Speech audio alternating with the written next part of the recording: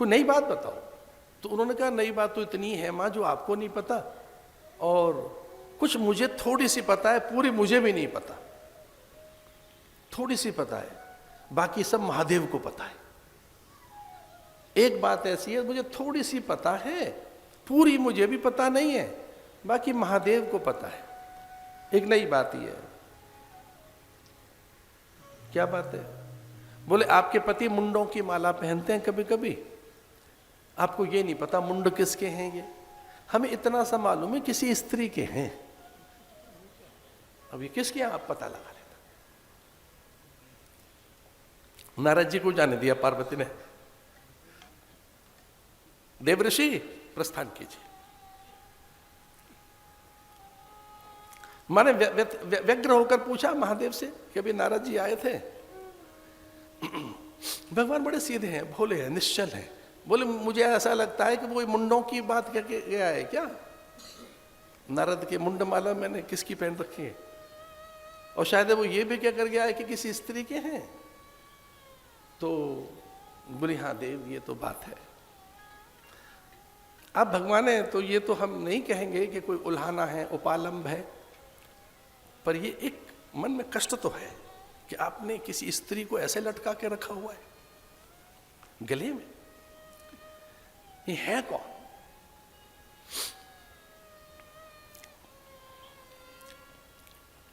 तो भगवान में अत्यंत करुणा पैदा हुई और भगवान ने ऐसे अपनी दिव्य दृष्टि से उमा की ओर देखा और उमा अतीत में चली गई, पूर्व में चली गई, पूर्व की पूर्वता अपूर्वता में चली गई। कभी कभी हम भी ऐसा ही करते हैं, जब भूतकाल में जाते हैं तो कितना याद कर लेते हैं। भूतकाल में स्मृतियां, हमारे पे स्मृतियां तो हैं ही। महादेव ने दृष्टि दी, वो स्मृति पूर्व की स्मृतियों में चली गई और उन्हें किसी कल्प में उनके अनेक जन्म दिखाई दिए। वो जन्मती थी, मरती थी, जन्मती थी, मरती थी, और महादेव वहां शमशान में जाकर उनके मुंड निकाल लाते थे और माला बनाकर पहनते रहते, माला बनाकर उन मुंडों का चयन करते, मुंडों को निकाल लाते शमशान से। समाधि में से बाहर आई उमा, नेत्र गीले हैं, और वो कहने लगी कितना स्नेह है आपका हमसे कि अपने वक्षस्थल पर लटकाए घूम रहे हो मेरे मुंड। भगवान ने उसी समय उनका तारण कर दिया और कहा पार्वती ने, उमा ने, कि जैसे मेरा तारण हो गया, वो कौन सा मंत्र है जिससे कई जन्मों की विकृतियां, पाप ताप संताप नष्ट हों और जीव तत्काल ब्रह्म को उपलब्ध हो सके, सत्य को उपलब्ध हो सके, वो कौन सा मंत्र है?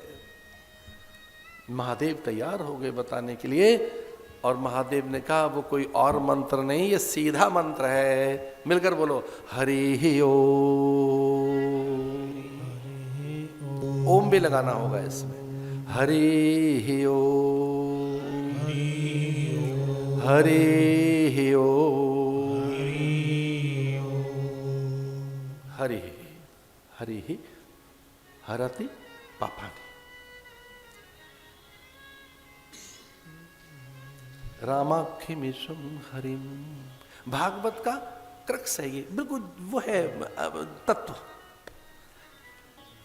कभी कभी महात्मा तत्व की बात करते, पकड़ लिया करो उसे। सत्संगत्व निसंगत्वम, निसंगत्व निर्मोहत्वम, निर्मोहत्व निश्चल तत्वम, निश्चल तत्व जीवन मुक्ति। भगवान भाष्यकार हमारे गुरुदेव पूज्य आद्य शंकराचार्य, हमारे गुरु, हम सबके गुरु भगवान भाष्यकार, भगवान शंकराचार्य कहते हैं, क्या कहते हैं? सत्संगत्वेन निसंगत्वम। अब तरने की बात पूछ रहे हैं कि कहां से तरेंगे, सत्संग में आओ। निसंगत्वम, कई जन्मों की जो आप पर विकृतियां और कई स्मृतियां और कई लिए बैठे हो जन्म मरण के चक्कर के लिए, प्रारब्ध कर्म फल, आप क्या सोच रहे हैं? जो आपने सोचा वही आप हैं। ये कर्म फल आपको लिए बैठा है, सुख दुख के रूप में, यश अपयश के रूप में, मान अपमान के रूप में, स्त्री पुरुष के रूप में। ये कर्म फल है जो लिए बैठे हैं आप। इस कर्म फल से, प्रारब्ध से, जन्मांतर की विकृतियों से कोई अगर दूर करता है मंत्र हरि ओम, हरि हर पापा, ये भागवत का भी यही मूल मंत्र है, रामायण का भी यही मूल मंत्र है, पुराणों का भी यही मूल मंत्र है। हमने कहा कथा में चले, इससे पहले मंत्र तो बता दें इसमें है क्या। रामाख्यमीशम हरिम। महादेव से पूछा पार्वती ने, तो माया बनकर फिर रही है उनके पीछे पीछे, माया तो भरमाती है। पता लग गया सीता को, पार्वती जी को। पार्वती ने कहा तो माया है, ये सीता नहीं है, ये माया है। माया, कबीर कहता है महा ठगनी हम जानी। माया ठगनी है नहीं, दिखती है, उसका कोई एग्जिस्टेंस होता नहीं है, ऐसे ही है, ये तो माया है। तुलसी बाबा लिखते हैं ना, उभय बीच सी सोहत कैसे, ब्रह्म जीव विच माया जैसे। पहली बार दृष्टि गई पार्वती की और उन्हें महादेव से कहा देखो देखो ये तो माया चल रही है पीछे पीछे, ये तो माया है, ये है ही नहीं, ये सत्य नहीं है, ये तो माया है। तो भगवान शिव ने कहा माया है कौन सी, ये तो देखो।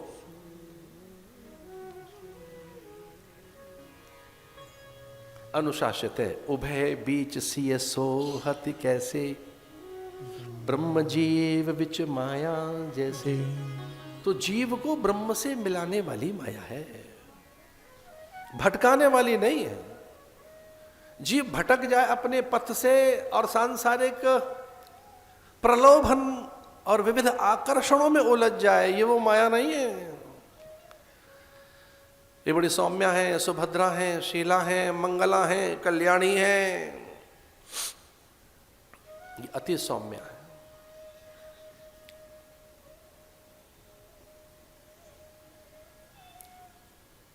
प्रणाम किया हो।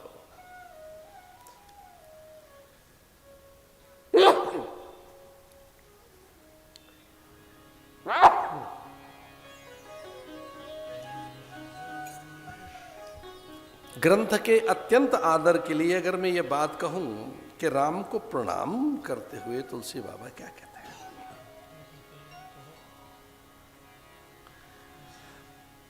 वंदे हम तमशेष कारण परम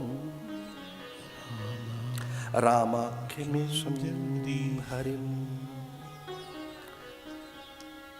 इससे पहली जो 4 पंक्तियां हैं वो वेदांत है, वो बीच में लाएंगे एक दिन। क्योंकि अगर अभी हम वेदांत ले आए तो फिर लगा कि भाई कथा में इतना वेदांत कैसे है।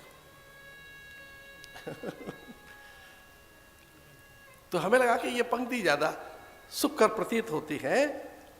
वंदे हम तमशेष कारण परम रामाख्यमीशं हरिम।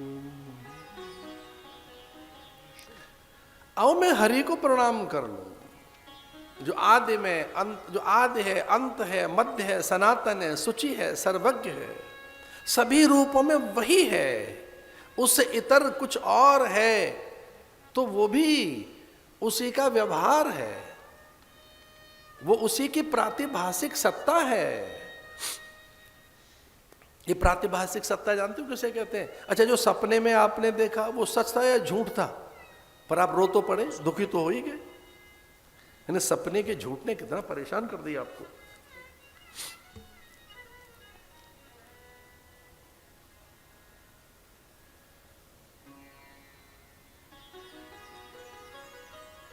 स्वप्न की मिथ्या, वो प्रातिभाषिक सत्य, एक व्यावहारिक सत्य है, एक पारमार्थिक सत्य है। आप कहेंगे सच के इतनी 3 रूप हैं भैया। हाँ, ये सच के 3 पहलू हैं, ये है भी और नहीं भी है। ये है ही, और जो इसके इतर है वो नहीं है। इसमें हमारे नानक ज्यादा अच्छे लगते हैं। हमें गुरुदेव नानक की बात बड़ी अच्छी लगी। आदि सच, जुगादि सच, है भी सच, नानक हो से भी सच। तो पूछा सबने बाकी क्या है? बोले बाकी मिथ्या है और कुछ नहीं है। नानक ने कहा बाकी क्या है? बाकी कुछ नहीं है। आदि सच, जुगाद सच, है भी सच, नानक हो से भी सच। रामाख्यमीशम हरिम, ईश कहा है उनको, हरि कहा है। ये भेद की बात है। आइए कथा में हम चलते हैं ये बात कहते हुए कि धीरे से राम जी का एक नाम रख दिया तुलसी बाबा ने, हरिम। तो मिलकर बोलो मेरे साथ, हरये नमः। मीठे स्वर से। मुझे तो थोड़ा I am feeling little cold due to this sudden change of weather, लेकिन आप तो मीठा बोलो। हरये नमः।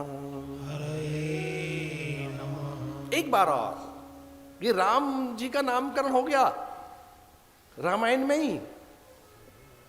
रामाख्यमीशम हरिम हरये नमः।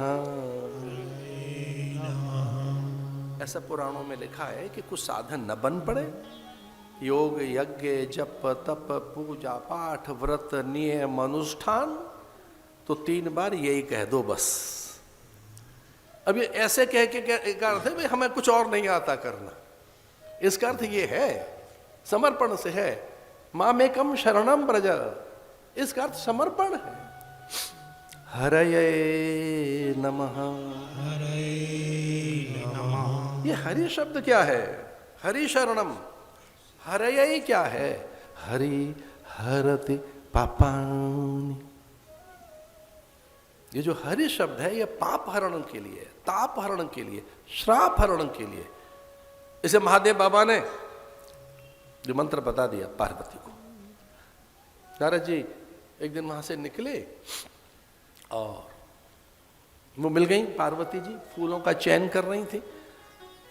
तो नारद जी को बचते हुए देखा पार्वती ने, और पार्वती ने रोका, अरे रुक रुक नारद रुको, भाई या तो यहाँ आना नहीं चाहिए था, और आए हो तो मिलके जाओ। ये क्या वो हमारे आश्रम से निकल के जा रहे, वो मेरे सामने से।